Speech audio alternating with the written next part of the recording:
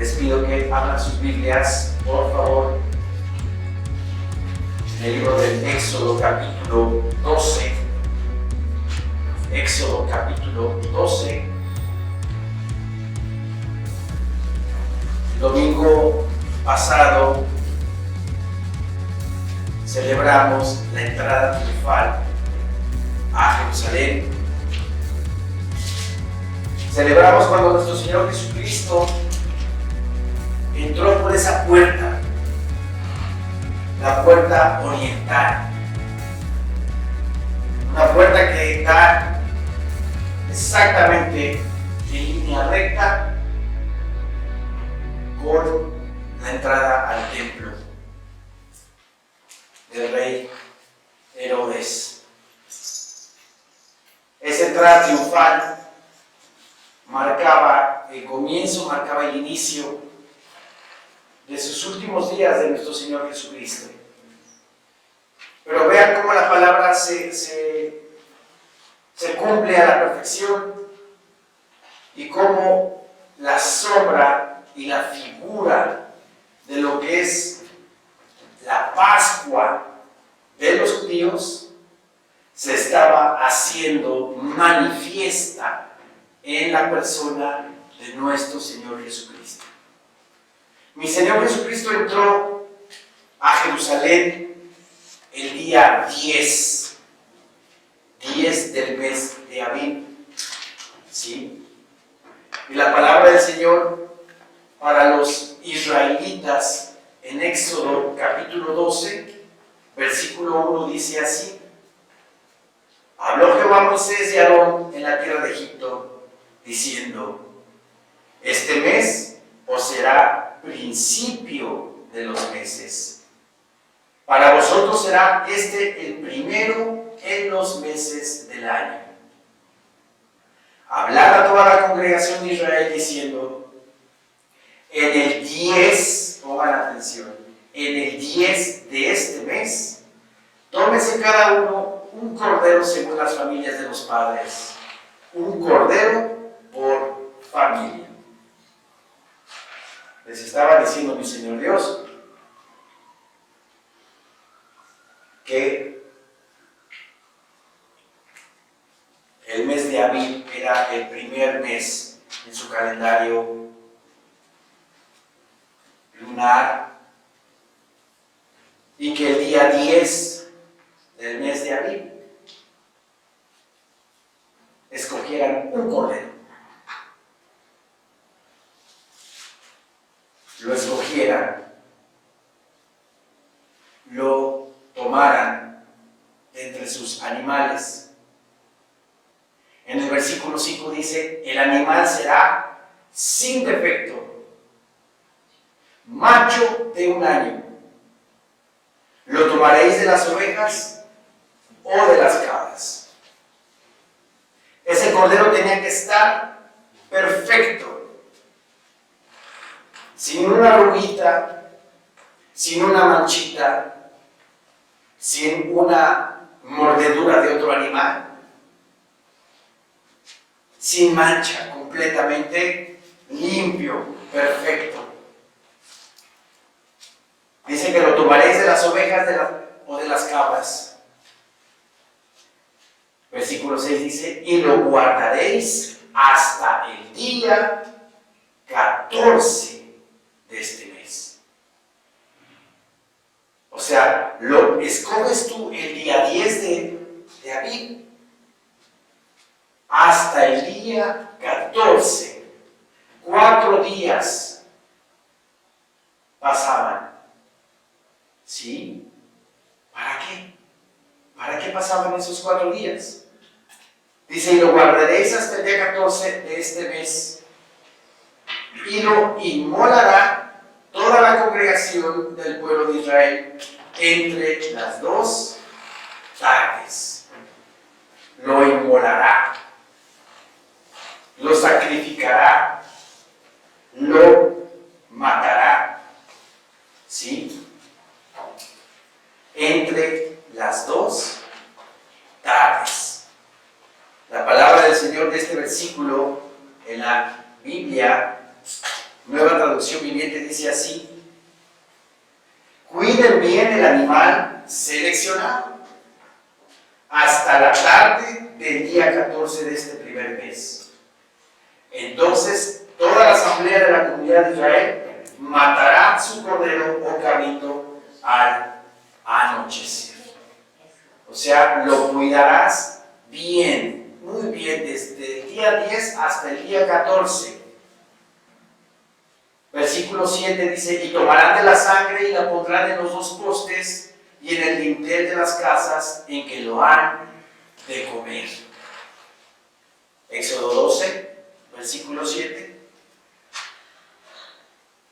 Tomarás de la sangre, la pondrás, dice, en los dos postes y en el dintel de las casas. ¿Sí? Todos conocemos esa historia de la muerte de los primogénitos. La sangre del cordero puesta en los dos postes y en el dintel figuraban la cruz de Cristo. Figuraban la cruz del Cordero de Dios que quita el pecado del mundo. Ahora les pide mi Señor Dios al pueblo: escojan al animal el día 10, sin tacha, sin mancha, sin defecto. Lo cuiden hasta el día 14. Pero en esos 4 días, ¿qué tenían que hacer los israelitas? Examinar el cordero, ver si no tenía por ahí algún defecto, ver si por ahí no tenía de repente entre el pelaje se le asomaba alguna cicatriz. Tenían que examinarlo perfectamente bien para que estuviera limpio, sin tacha, sin mancha. Sí. Sabemos que esta fiesta, la fiesta de la Pascua de los judíos en Israel, en Egipto, es sombra y figura del verdadero cordero, del cordero que iba a venir miles de años después a dar su vida por la humanidad. Eso lo sabemos. Pero hay un paralelismo entre la fiesta de la Pascua y la entrada triunfal de nuestro Señor Jesucristo a Jerusalén.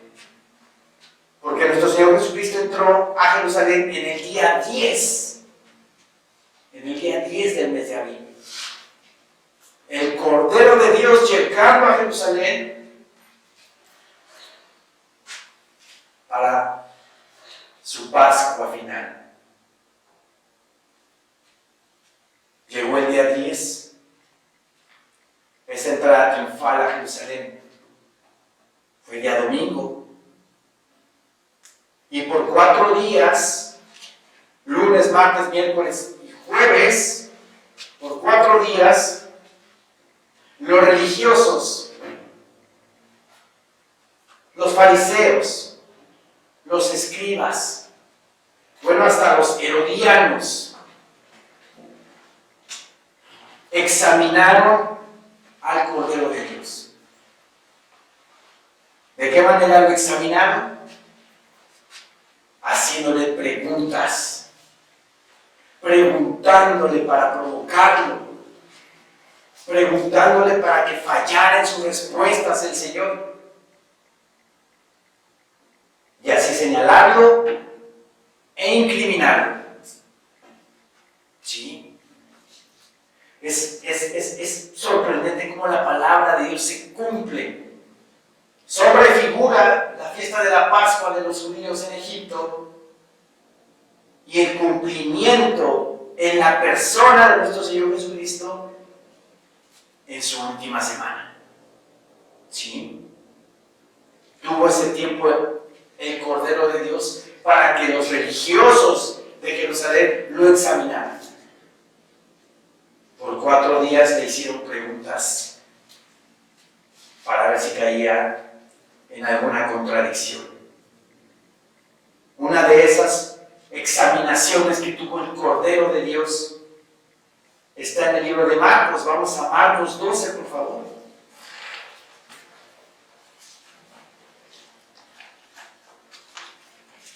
Marcos 12, versículo 13.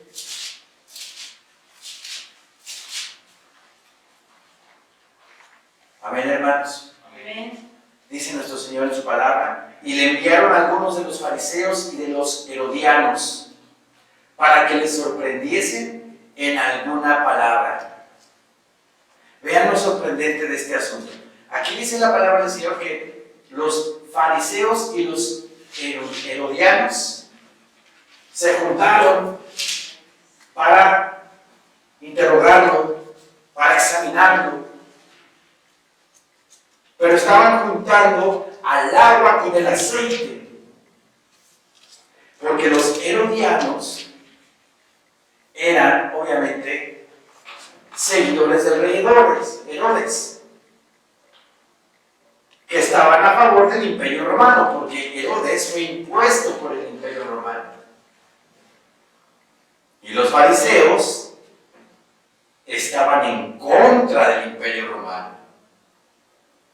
Vean el grado de desaprobación, el grado de disgusto, el grado de aberración que tenían en contra de nuestro Señor, que fueron capaces de juntarse, herodianos y fariseos. Es como si juntan un partido de izquierda con un partido de derecha, que tienen ideas obviamente totalmente opuestas, pero que tienen un fin común: derribar al del otro partido, renunciando a sus creencias, renunciando a sus principios. Pues así estaban los herodianos y los fariseos, totalmente opuestos en sus ideales y en sus convicciones, se unieron para destruir al Salvador. Y le enviaron a algunos de los fariseos y de los herodianos para que les sorprendiesen en alguna palabra. Viniendo ellos, le dijeron: Maestro, sabemos que eres hombre veraz y que no te cuidas de nadie, porque no miras la apariencia de los hombres, sino que con verdad enseñas el camino de Dios. ¿Ustedes creen que esta palabra la dieron sinceramente de su corazón? Qué buenas personas, qué bonitos se expresaron del Señor. No, hipócritas, lisonjeros, que lo estaban adulando, lo estaban ensalzando. Viene la pregunta, dice: ¿es lícito dar tributo a César o no? ¿Daremos o no daremos? Mas él, dice, percibiendo la hipocresía de ellos, les dijo: ¿por qué me tentáis? Mi Señor Jesucristo se dio cuenta de la pregunta con jiribilla que le estaban mandando. Él como judío, él como israelita, podía decir: no estoy de acuerdo con el tributo que están dando al Imperio Romano. Pero él mismo, ¿verdad?, nos dice que debemos de obedecer a nuestras autoridades y cumplir con nuestras autoridades. Buenas o malas como sean, tenemos que bendecirlos, tenemos que orar por ellos y tenemos que dar nuestros impuestos a nuestras autoridades. La misma palabra lo dice. ¿Cuál fue la respuesta del Señor? Traedme la moneda, dice, para que la vea. Traedme la moneda. Ellos se la trajeron y les dijo: ¿de quién es esta imagen y la inscripción? Ellos le dijeron: de César. ¿Cuál era el emperador que estaba en tiempos de nuestro Señor Jesucristo? Tiberio César. Tiberio César. Entonces le trajeron la moneda de Tiberio. Y dice: trae la imagen y la inscripción. Tenía la cara de Tiberio, ya me imagino la pose de Tiberio. Y la inscripción, tenía una inscripción a la moneda. Aquí en el Instituto Bíblico hemos aprendido acerca de eso, que la inscripción que tenía esa moneda era la palabra Pont Max. Pont Max, que significa máximo pontífice. El emperador se creía Dios, se hacía Dios a él mismo. Y esa era la inscripción, Pont Max, máximo pontífice. Pontífice viene de la palabra puente, el máximo puente entre Dios y los hombres. ¿De quién es la imagen? Dice. Tráeme la moneda para que la vea. Ellos se la trajeron y les dijo, ¿de quién es esta imagen y la inscripción? Ellos le dijeron, de César. Respondiendo Jesús les dijo, dad a César lo que es de César, y a Dios lo que es de Dios. Y se maravillaron de él. Se quedaron con el ojo cuadrado. Se quedaron así, sin respuesta, sin opinión. Dad a César lo que es de César y a Dios lo que es de Dios. ¿Qué les está diciendo el Señor? Cumplan con las autoridades, sí, cumplan con sus impuestos, pero también cumplan con Dios. Y estaban cumpliendo con Dios los fariseos y los herodianos. No estaban cumpliendo con Dios. No estaban cumpliendo con Dios. Yo aquí apunté en mis notas. Su fracaso no consistía en la primera, sino en la segunda cuestión. Habían pagado el tributo, pero habían descuidado las demandas de Dios sobre sus propias vidas. Estaban muy alejados de Dios. Habían impuesto hasta mandamientos de hombres. Mi Señor Jesucristo se nos recrimina. Por vuestra tradición habéis invalidado la ley, les dice. O sea que estaban muy lejos de Dios. Luego aquí apunté, la moneda tenía la imagen de César. El hombre tiene sobre sí la imagen de Dios. Cada uno de ustedes tiene la imagen de Dios. Somos imagen de Dios. ¿Sí? El hombre tiene sobre sí la imagen de Dios. Fue creado a imagen de Dios. Entonces, si somos creados nosotros a imagen de Dios, y si mi semejante es imagen de Dios, es creación de Dios, Dios lo ama, ¿por qué lo criticamos? ¿Por qué levantamos falso testimonio contra una persona? ¿Por qué hablamos mal de alguien? ¿Por qué chismeamos en contra de alguien? Si hacemos esas cosas, es como si serviciéramos a Dios mismo, porque es imagen de Dios. Y si yo hablo mal de mi vecino de enfrente, estoy atentando y hablando mal en contra de Dios.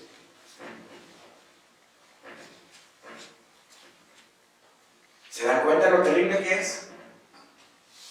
Una crítica. Juzgar a alguien es como si estuviéramos juzgando a Dios mismo. ¿Qué tenemos que hacer?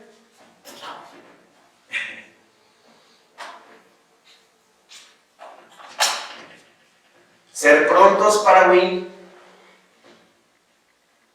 tardos para hablar, tardos para airarnos. ¿Sí?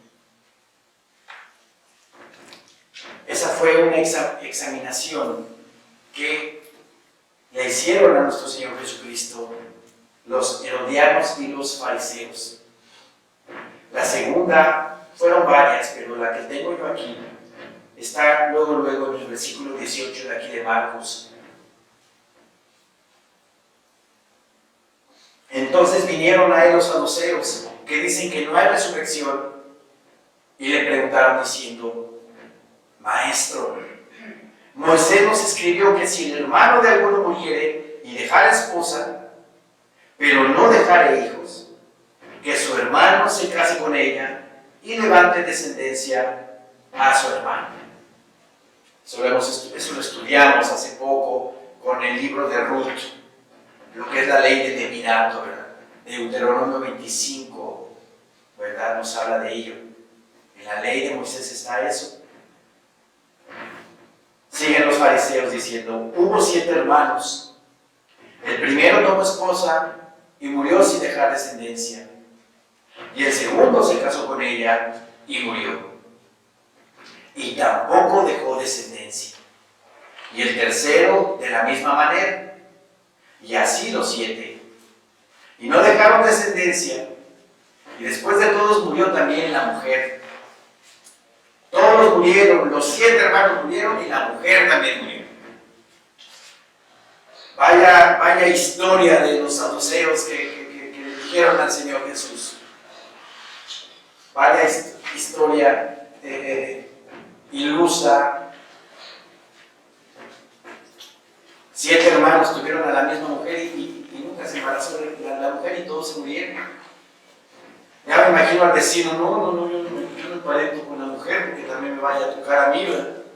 Morirme. Pero fue la historia que le dieron al Señor Jesús. Versículo 23 dice: en la resurrección, pues, cuando resuciten, ¿de cuál de ellos será ella mujer? Ya que los 7 la tuvieron por mujer. Entonces respondiendo Jesús les dijo: ¿no erráis por esto, porque ignoráis las Escrituras y el poder de Dios? ¿No ignoráis esto? Porque no conoces la palabra. Porque no conocemos la palabra, nos engañan. Porque no conocemos la palabra, nos meten cada doctrina falsa. Si tenemos el conocimiento de la palabra de Dios, difícilmente nos van a engañar. Mi Señor Jesucristo les recrimina y les dice a los saduceos que, como dice la Escritura, no creían en la resurrección. Y no creían en la resurrección pues porque eran ignorantes de la palabra de Dios. No tenían el conocimiento de la palabra. Si hubiesen tenido el conocimiento de la palabra, hubieran determinado y hubieran concluido que sí existe la resurrección. Pero no era así, no creían en la resurrección. Por eso mi Señor Jesucristo les dice: no erráis por esto, porque ignoráis las Escrituras y el poder de Dios. Porque cuando resuciten de los muertos, ni se casarán, ni se darán en casamiento, sino serán como los ángeles que están en los cielos. Ya no vamos a tener suegra en el cielo, ¿verdad? Ni suegros, ni nada de eso. No es cierto. No es cierto. Pero no vamos a casarnos ya. Todos vamos a ser hermanos y todos vamos a ser hermanas. Y los que ya partieron y los que ya no están con nosotros, los vamos a volver a ver. ¿Sí? Versículo 25 dice: porque cuando resuciten de los muertos, ni se casarán, ni se darán en casamiento, sino serán como los ángeles que están en los cielos. Pero respecto a que los muertos resucitan, ya les había mi Señor Jesucristo contestado esa pregunta. No va a ser de nadie, porque todos van a ser iguales en el reino de los cielos. No se van a casar. pero además les aclara acerca de su error doctrinal, de que no creían en la resurrección. Versículo 26. Pero respecto a que los muertos resucitan, ¿no habéis leído en el libro de Moisés cómo le habló Dios en la zarza, diciendo: yo soy el Dios de Abraham, el Dios de Isaac y el Dios de Jacob? Dios no es Dios de muertos, sino Dios de vivos. Así que vosotros mucho erráis. ¿Quiénes se equivocan a cada rato? ¿Quiénes se equivocan? Los ignorantes, los que no conocen la palabra, los que no estudian, los que no oran. Puede venir un hermano de otra congregación y marearlos con una historia de cachirula y se la van a creer.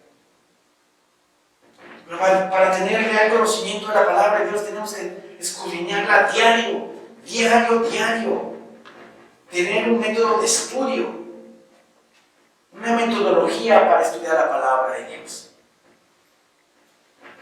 Y así cuando vean un predicador en las redes sociales y les diga que Cristo ya va a venir ahorita, en un instante, no lo crean,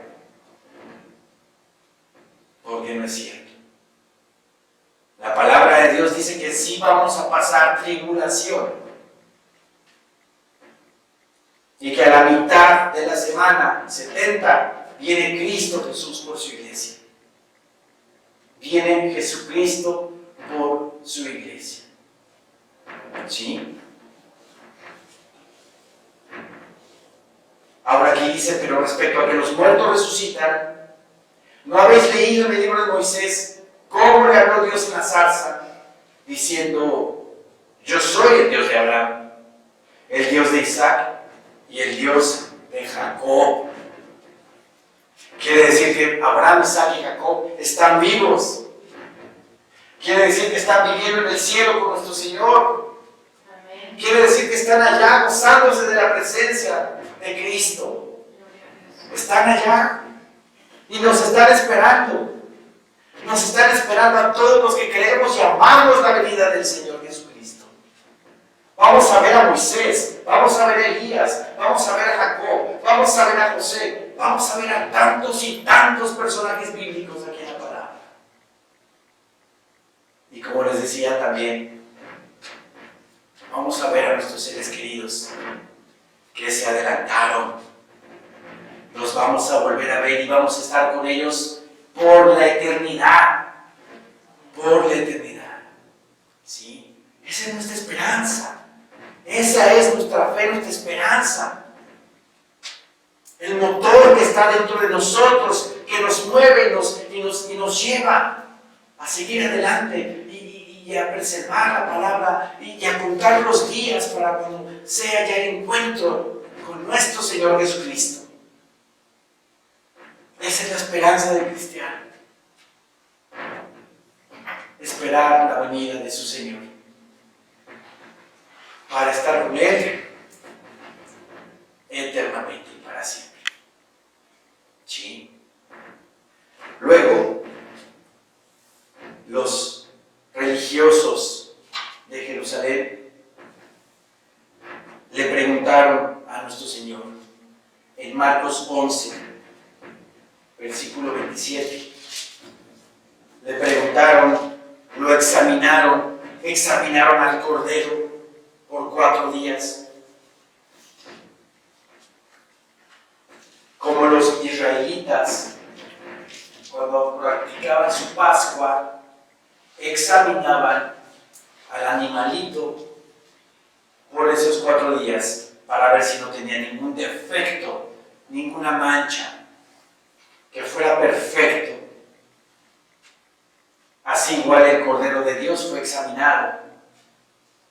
Versículo 27 dice: volvieron entonces a Jerusalén y andando él por el templo, vinieron a él los principales sacerdotes, los escribas y los ancianos. Y aparte, perdón por lo que voy a decir, pero le echaban un montón al Señor. ¿Verdad? Le echaban bola para intimidarlo, para hacer que se equivocara y para poder acusarlo de alguna mala palabra en el sentido de la ley. Volvieron entonces a Jerusalén y andando él por el templo, vinieron a él los principales sacerdotes, los escribas y los ancianos. Y le dijeron: ¿con qué autoridad haces estas cosas? ¿Y quién te dio autoridad para hacer estas cosas? Jesús, respondiendo, les dijo: os haré yo también una pregunta. Vean al Señor con esa sabiduría, ¿verdad? Con esa autoridad. Les estaba contestando con una pregunta. ¿Sí? Yo también les haré una pregunta. Os haré yo también una pregunta. Respondedme y os diré con qué autoridad hago estas cosas. Primero contesten ustedes lo que yo les voy a preguntar. Y ya después yo les contesto. ¿El bautismo de Juan era del cielo o de los hombres? Respondedme. Y yo les pregunto aquí a Maranata: ¿el bautismo de Juan era del cielo o de los hombres? Del cielo. Del cielo. Del cielo. Sí. Pero vean el aprieto en el que estaba poniendo mi Señor a los principales, a los ancianos, a los escribas. ¿El bautismo de Juan era del cielo o de los hombres? Respondedme.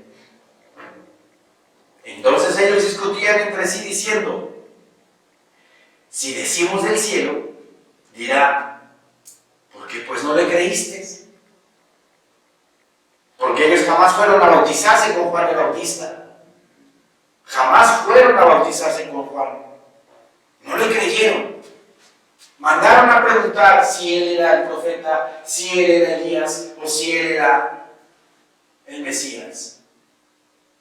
Y Juan decía: no, yo no soy. Entonces, con esta pregunta los puso en un aprieto. Entonces ellos discutían entre sí diciendo: si decimos del cielo, dirá: ¿por qué pues no le creísteis? Si venía de parte de Dios, pues ustedes también debieron haberle creído. ¿Sí? Y si decimos de los hombres, pero temían al pueblo, pues todos tenían a Juan como un verdadero profeta. O sea, los puso en un aprieto. ¿Sí? Si decimos del cielo, entonces ¿por qué no se bautizaron? ¿Por qué no siguieron a Juan? Y si decimos de los hombres, el pueblo se nos va a venir encima, porque la mayoría del pueblo piensa que Juan es un verdadero profeta. Entonces los estrechó, los puso en aprietos, con esa sabiduría, obviamente, que el Espíritu Santo le estaba dando al Señor Jesucristo. Versículo 33 dice: así que, respondiendo, dijeron a Jesús: no sabemos. No sabemos. No sabemos.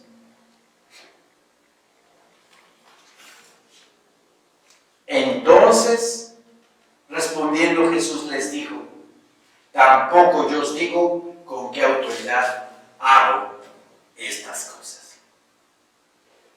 Se dan cuenta de la sabiduría de nuestro Señor.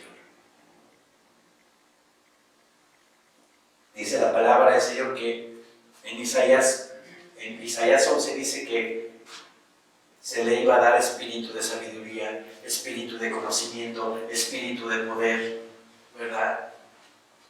Isaías 11, 1 y 2. Y aquí lo vemos como la sabiduría de Dios estaba en él y supo eludir esa pregunta. ¿Sí? Todas las preguntas que le hicieron los fariseos, los saduceos, los escribas, los ancianos y los herodianos nuestro Señor Jesucristo las contestó perfectamente. No hubo tacha, no hubo mancha en el Cordero de Dios que quita el pecado del mundo. Por eso les digo, qué maravillosa es la palabra que nos muestra la Pascua judía, cómo escogen al Cordero en el día 10. Y tenían 4 días para examinarlo, si no tuviera un error, una cicatriz, una manchita, nada. Lo mismo nuestro Señor Jesucristo entra el día 10 a Jerusalén en su entrada triunfal. Y en esos 4 días, antes de la Pascua, lo examinan los fariseos, lo examinan los saduceos, lo interrogan y el Señor pasa la calificación con 11. Perfecto, Cordero perfecto, dispuesto a entregarse por amor al ser humano. ¿Sí? Ahora, Él celebró la Pascua el día 14. El día 14 Él comió la Pascua. Aquí mismo, en Marcos 14, versículo 22, dice la palabra del Señor. Llega el día del sacrificio de la Pascua. Llega el día en que tenían que comer esa Pascua. Y Él mismo también la comió. Y mientras comían, Jesús tomó pan y bendijo. Y lo partió y les dio, diciendo: tomad, esto es mi cuerpo. Y tomando la copa, y habiendo dado gracias, les dio y bebieron de ella todos. Y les dijo: esto es mi sangre del nuevo pacto, que por muchos es derramada. En la versión 1569, Casiodoro de Reina dice: y esto es mi sangre del Nuevo Testamento. El Nuevo Testamento está aquí, que habla exclusivamente del Cordero de Dios que quita el pecado del mundo. El Antiguo Testamento habla del antiguo pacto, de la ley judía, pero con una línea visoria, con un visor apuntando al Mesías en el futuro. ¿Sí me explico?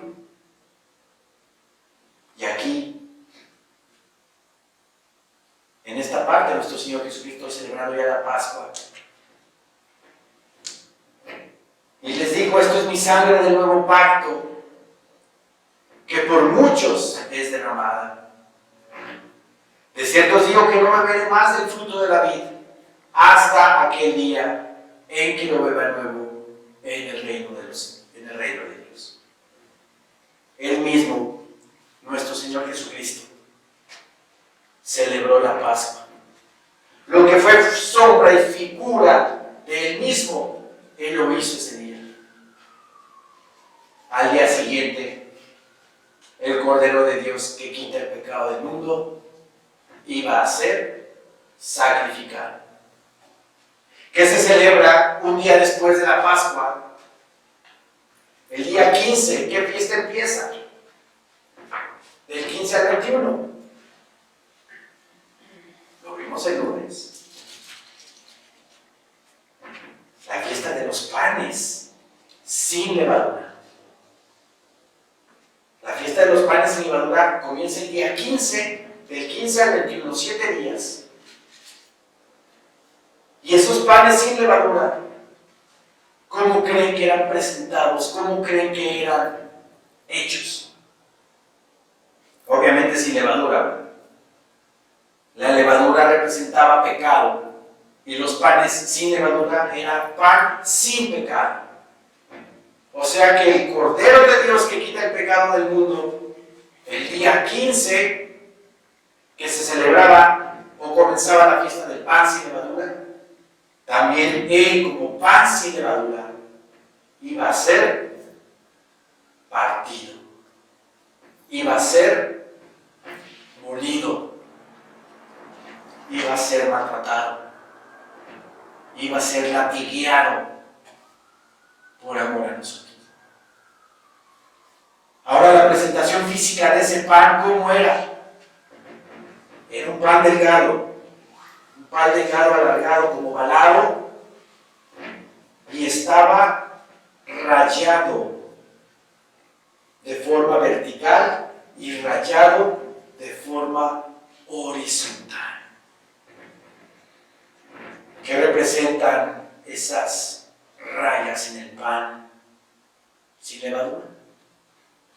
Así y así. ¿Qué representan? La espalda de nuestro Señor Jesucristo, latigueada por los soldados romanos. Las rayas de los látigos que le metían, que azotaban al Señor. En ese pan sin levadura, ahí estaban impregnadas. ¿Se dan cuenta? Impresionante. Como toda la palabra. Aquel que diga es que el Antiguo Testamento no tiene nada que ver con el Nuevo, por favor, no lo has leído, no lo has escudriñado, no has profundizado en la palabra del Antiguo Testamento. Todo el Antiguo Testamento habla del Señor Jesucristo, todo. Nada más que tenemos que tener al Espíritu Santo encendido, avivado en nuestros corazones para entender lo que habla el Antiguo Testamento del Señor Jesús. Repito aquí el versículo 22, y mientras comía, Jesús tomó pan y bendijo, y lo partió y les dio, diciendo: tomad, esto es mi cuerpo. Se estaba anticipando con ese pan a la fiesta de los panes sin levadura. Lo partió, tomó el pan y lo partió y los dio. Aquí en la Santa Cena tomamos una galletita, pero debemos de traer pan y entre todos empezar a partir el pan. Eso lo vamos a hacer de ahora en adelante. Traer pan molido y cada quien que vaya partiendo ese pan, para que entendamos que así como es partido ese pan, así fue partido el cuerpo de nuestro Señor Jesucristo, por amor a nosotros. Ahora que hay algo muy interesante, dice: y mientras comían, Jesús tomó pan. Ese tomó significa tomó la humanidad sobre sí mismo. Jesús tomó pan y bendijo, coma, y lo partió. Y lo partió. Ese partir significa que estaba a punto de ser partido en la cruz.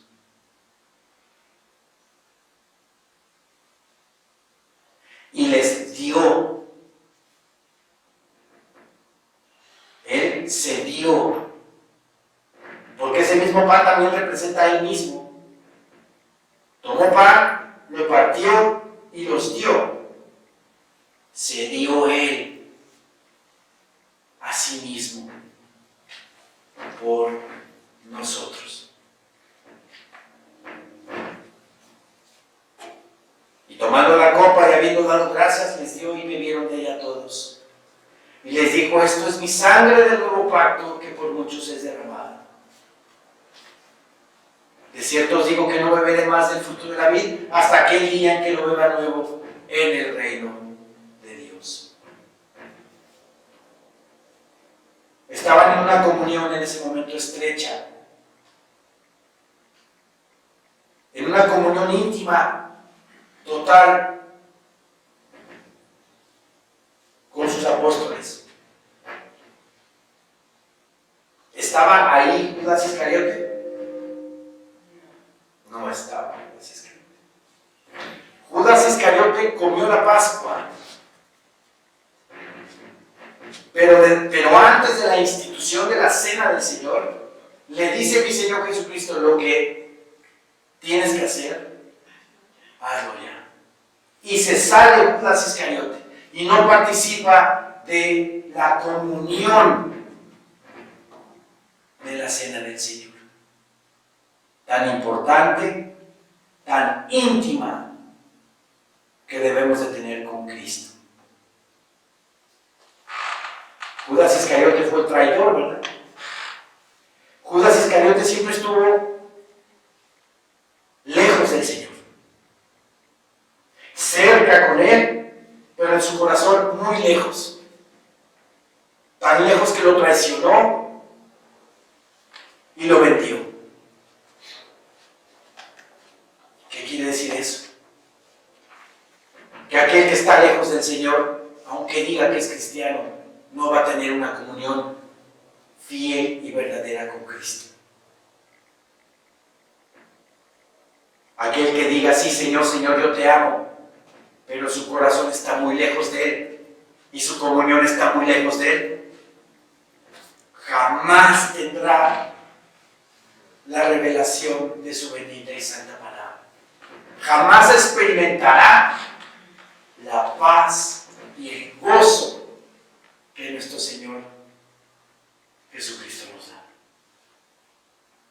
Procuremos, hermanos, estar ahí, en esa cena, con el Señor Jesús siempre, teniendo esa comunión estrecha,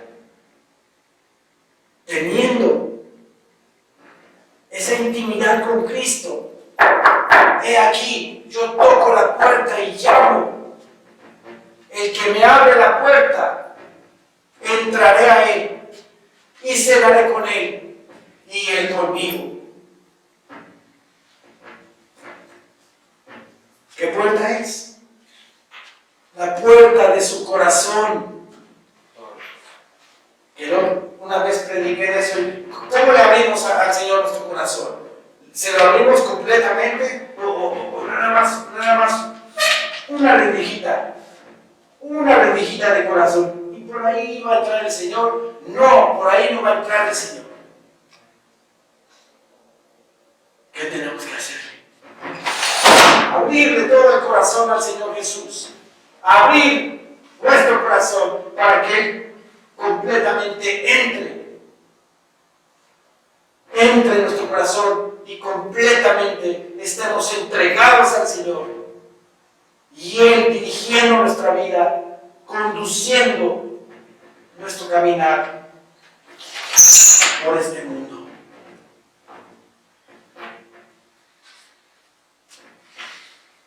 Es lo que Él quiere. Es lo que Él desea.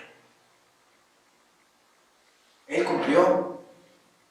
No tenía necesidad, pero lo hizo por amor a nosotros. Han sido restauradas sus vidas. La mía sí. La mía sí. Me dio una familia. Me restauré muchas cosas. Y todavía falta mucho todavía. Pero ¿qué tenemos que hacer entonces? Darnos a Él completamente. Sacrificar a nuestro yo, como Él se sacrificó por nosotros, sacrificar a nuestro yo. porque ya no somos de nosotros mismos, sino ya somos de Él. Cuando lo recibimos como nuestro único Señor y suficiente Salvador de nuestras vidas, ya no somos de nosotros, ya somos de Él, le pertenecemos. Es mi amo, es mi amo. Y el siervo tiene siempre que obedecer al amo. Entonces, ¿qué tenemos que hacer? Obedecerlo completamente en todo lo que Él nos pide que hagamos. Amén, hermanos. Levantémonos.